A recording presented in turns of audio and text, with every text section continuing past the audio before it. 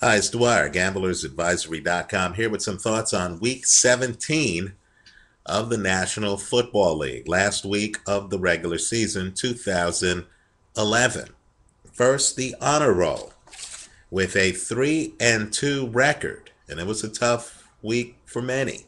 With a 3-2 record, the honor roll consists of one person, ZN23000.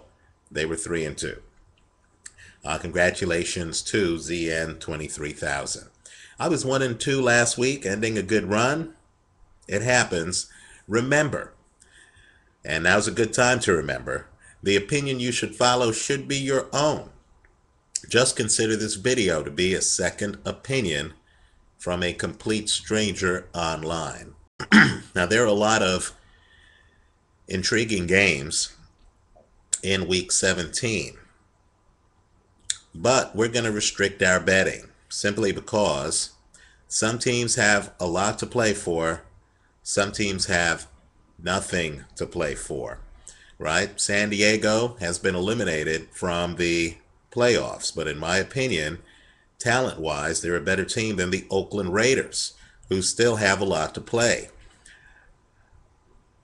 It's an open question whether or not the Chargers show up with the intent of stopping the Raiders from making the playoffs. We simply don't know what's going to happen. Also, the Kansas City versus Denver game. Tim Tebow looked awfully limited last week. Romeo Crennel is a defensively minded, schematic coach, right? He put up a pretty good defense against Aaron Rodgers. Here's the million-dollar question. Is Crennel going to be back as head coach of the Kansas City Chiefs? More importantly, do the players believe he's going to be back? Right? Kyle Orton seems to be keeping the seat warm for Matt Castle. Is Kyle going to play inspired football? Does he have an axe to grind with his old team? Or is KC going to come out flat, fall victim to the crowd, understand that they're in a stadium that gives its home team a decided home team advantage, and fold up like a cheap lawn chair? I don't believe we know. Here's what I do think we know. The Baltimore Ravens laying 2 points in Cincinnati in a sold-out arena against their divisional rivals, the Cincinnati Bengals. I'll tell you what, I like the Ravens in that one. You know, whenever you're dealing with a rookie quarterback, and I understand Andy Dalton had a great game against the Ravens the first meeting this season, but when you're dealing with a rookie quarterback in early January, it's perilous. The defenses are vastly different. Look closely at that first box score between these two teams from earlier this year, and you're going to see that the Ravens stopped the Bengal rushing attack. Clearly, their focus that game was to stop Cedric Benson, right? I know Benson scored 2 touchdowns in the game, but look at the yards per carry. Look at the game stats.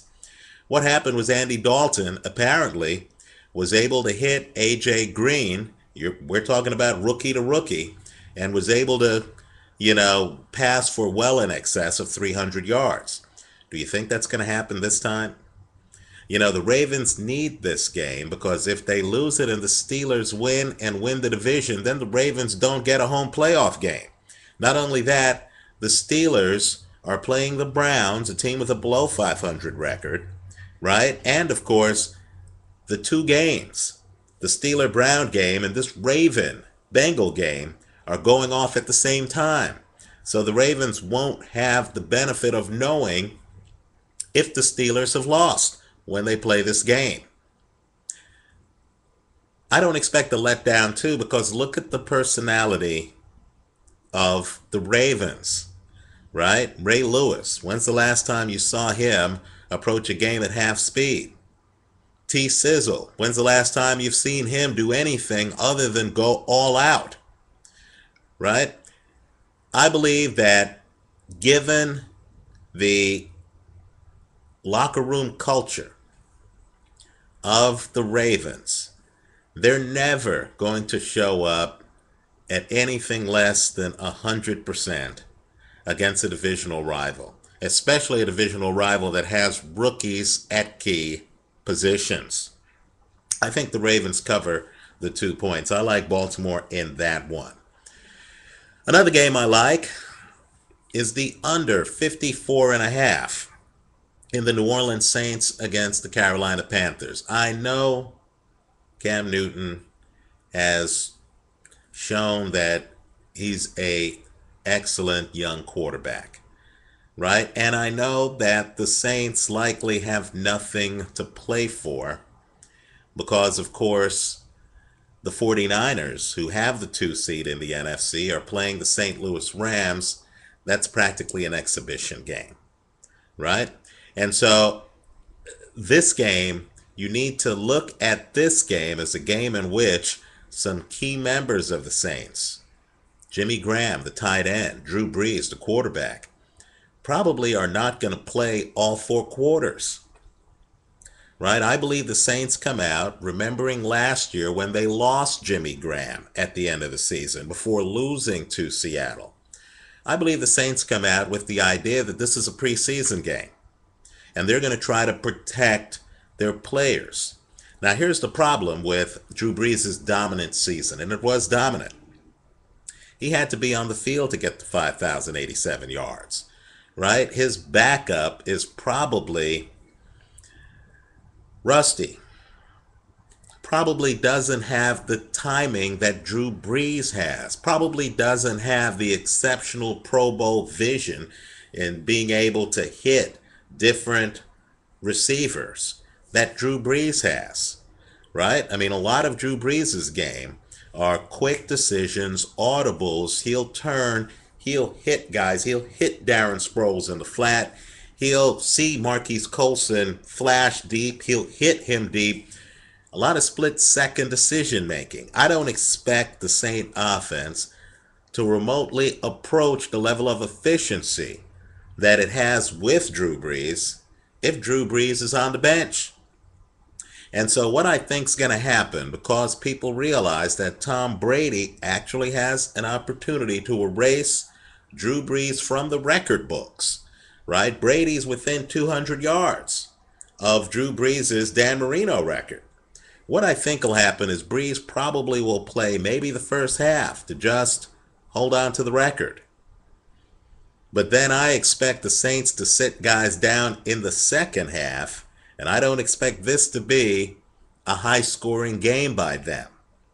Let me go one step further. You know, Carolina does have an explosive offense. I believe they're among the lead leaguers in terms of having big plays on offense. I don't think it's good for morale to have the Saints come out and get blown out by Cam Newton and the Carolina Panthers. So I believe Sean Payton is going to play the type of defense that takes away big plays from the Carolina Panthers. In other words, he's going to play a lot of soft cover 2 defense. I don't believe the Saints are going to come in and try to blitz Cam Newton and give him an opportunity to hit guys deep in man-to-man coverage. Rather, I believe this is going to be a let's not embarrass ourselves. Let's get out of this game healthy. Let's make sure the other team doesn't decimate us type of game. And I believe it's going to be a soft zone defense because, of course, the Saints, don't want to tip their hand defensively for their future playoff opponents, right? Because the next game the Saints play is going to be a playoff game, right? I also feel it would be in poor taste to play a non-playoff team like the Carolina Panthers and then have guys blitzing every down trying to rub them out. So I believe that this game's going to be low scoring. My theory, and it's a theory, you need to go with yours, but my theory is that this game doesn't get to 54 and a half. That's it. I only have 2 picks. I do expect the New England Patriots to beat the Buffalo Bills, but there again, that's a big line, right? Point spread, big point spread, and I would never recommend that viewers take a minus 500 or minus 600 favorite, right? That's just too rich. But understand that New England needs the game to sew up home field advantage in the playoffs. And they're not going to let, in my opinion, Buffalo come into their house and beat them. So there are some games that I have feelings on, but not enough to recommend as betting plays. The two games that I am going to recommend as a betting play to end the regular season are the Baltimore Ravens laying 2 points over the Cincinnati Bengals. As good as Dalton is, he is a rookie. And the under 54.5 in the New Orleans Saints Carolina Panthers game.